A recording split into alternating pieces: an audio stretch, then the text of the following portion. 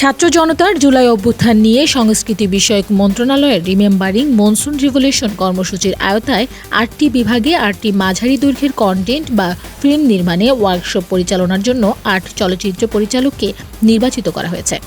মঙ্গলবার সচিবালয়ের সংস্কৃতি বিষয়ক মন্ত্রণালয়ের সভাকক্ষে এক সংবাদ সম্মেলনে পরিচালকদের নাম ঘোষণা করেন এ বিষয়ে গঠিত সার্চ কমিটির সদস্য সুমন রহমান।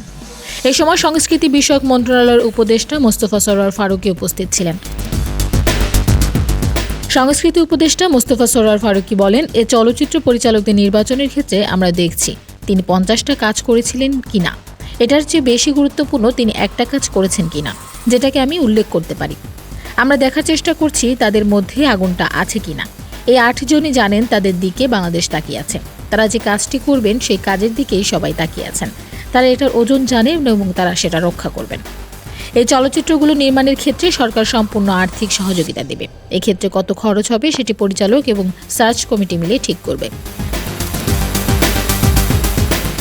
আগামী জুনের মধ্যে এই চলচ্চিত্র নির্মাণ কাজ শেষ করতে হবে বলে জানিয়েছেন উপদেষ্টা।